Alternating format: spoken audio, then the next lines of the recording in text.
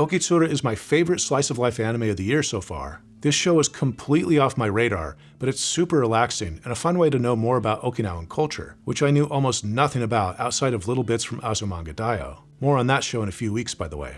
But if you want a chill slice of life anime, or you're just curious about what life on Okinawa is like, then Okitsura is the show for you. The full title of this show is Okitsura, fell in love with an Okinawan girl, but I just wish I know what she's saying. The main plot is that a guy from Tokyo named Teruaki moves to Okinawa and starts going to high school there. A welcoming and charismatic girl named Hina tries to help him adjust to life in her hometown, and Teru instantly falls for her. But because Hina speaks in her local Okinawan dialect so much, Teru has a hard time understanding her. This is where Higa comes in, another Okinawan girl and Hina's best friend who translates what Hina says for Teru. And of course, Kana has a crush on Teru, but she's too shy to do anything about it. So you've got the classic love triangle setup where everyone will have to settle things at the end with a massive bloody katana fight, if we're lucky. Okay, that's probably not going to happen. This show's about as relaxing as it can get, and every single person is super friendly and never gets mad. There's one person on the entire island who doesn't smile very often, and it makes him seem like Darth Vader by comparison, even though he's actually a pretty decent guy.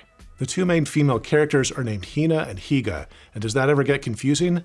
Yes, it does. At first. Teru is the only one who calls Kana by her family name, Higa, which is apparently a really common name in Okinawa. It doesn't take too long for the names to stick, even though they are really similar, because the cast just isn't that big. There are maybe 3 or 4 characters outside of the main 3 that you even need to pay attention to. Higa's brother is just called Nisan, or brother in Japanese, for example. Many of the other characters are also just referred to by their relationship to one of the main characters, Hina's grandmother, Higa's little sister, and so forth. The only other character who gets a decent amount of screen time is Agana Yae, a girl in the same class as the main trio, who notices that Kana has a crush on Teru and tries to get them together. I had to look up her name because it honestly doesn't matter what her name is. No one ever talks about her. Every conversation in Okitsura is about one of 2 things. 1, the main friend triangle, or 2, some fact about Okinawan culture. This sounds like a drawback, but since the whole point of the show is to sit back and learn a little bit about Okinawa while you're watching a lighthearted story that you don't really have to pay attention to, it works. The show's protagonist is Teruaki. He's pleasant, he's tall, and he smiles a lot. I hope that's enough for you because that's all you're getting. I do think he's relatively likable as far as Potato Boy main characters go, but he's frustratingly clueless at times, especially when it comes to romance. Sometimes this makes sense given that Hina appears to be his first crush, but he seems to know as much about complex character development as he does about everything related to Okinawa. That is, not much. Of course, a lot of Teru's job as the main character is to be gobsmacked by some new part of Okinawan culture so that one of the island's natives can explain it to him and to the viewer. And in that respect, his ignorance actually has a purpose, and it's therefore easier to forgive than, say, the walking meatball from Hokkaido Gals Are Adorable. There's a good chance you didn't see that one, but he was annoying, trust me. The girl that Teru is clueless about is, well, all of them, but there's one that he has a crush on, and that's Hina. Hina has a really cute character design that accentuates her eyes, hair, and smile. I like to think that the animators and artists are drawing her as Teru sees her, sparkling, dynamic, and full of energy. They certainly seem to love to animate her flowing black hair and the lightness of her movements. She's always energetic and kind, and seems to have taken it on herself to invite anyone on the outside into whatever circle she's a part of. And that includes being Okinawa's unofficial ambassador for Teru and for us. Having said this, I still spent the whole show baffled as to why Teru kept going after Hina rather than Kana, the other girl in this would-be love triangle. I mean, sure, Hina is really fun, and her love of all things Okinawan is pretty charming, but she looks like a 12-year-old standing next to Kana. It does seem like Teru finally starts to notice Kana a bit more towards the end, but because he's not exactly the crunchiest cornflake in the bowl, I'm not sure if he ever really considers her as a viable love option. If you're really hungry, you haven't eaten in a couple of days, and someone hands you a slice of bread, you're going to think it's delicious. Maybe that's a little unfair to Hina. Let's say someone hands you a slice of cinnamon toast. It's sweet, it's a little spicy, it's almost cinnamon toast crunch. It's going to taste great. If you're someone like Teru, you would definitely pick the cinnamon toast over a vegetable, such as an eggplant. But if you had the choice between a slice of toast and, say, a scoop of ice cream, or maybe 2 scoops of ice cream, I think a lot of guys would go for the ice cream, especially if both the toast and the ice cream had really pleasant personalities and were fun to be with. Even if the ice cream's brother came across as a little scary at times. But again, the ice cream's brother is a good guy. He's just got a more serious side, and it takes a little longer to get to know him. And he always seems to be willing to drive you and the toast and the ice cream to different parts of the island whenever you have to go somewhere that's not the beach or the high school, so you can show the viewer more about Okinawan culture. Alright, I might have gotten a little sidetracked there.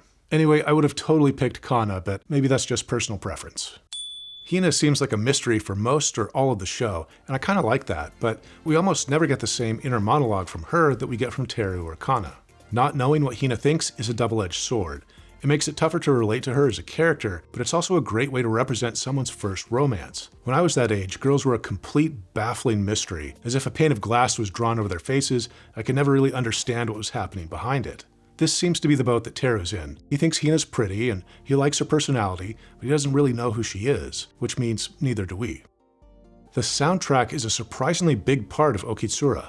A lot of the music features the sanshin, which gives it a distinctive flavor that's a good fit for the ocean waves and the swaying palm trees. There's even an episode that spotlights this musical instrument and how much it means to the people of Okinawa.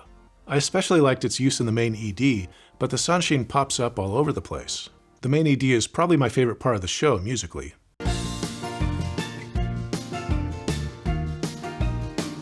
But I love the visuals in the OP. As with a lot of shows, the characters look their best in the OP, and it seems like the energy that Hina brings to most of her scenes has infected all of the rest of the characters, especially Kana. We get to see a side of Kana that's a little more self-assured in the opener, and the whole thing makes for a very welcoming intro into the show. They use a couple of different songs for the ending, which tends to be more mellow than the opener. One of those songs is called Best Friend, which usually plays after flashbacks to Hina and Kana's childhood.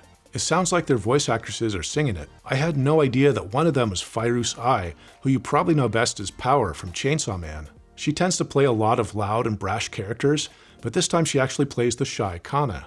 The song is copyrighted from 2001, so it could be an old recording from that time by completely different people. I do wonder if there's an Okinawa connection there with the composer or the musicians. If you know anything about it, let me know.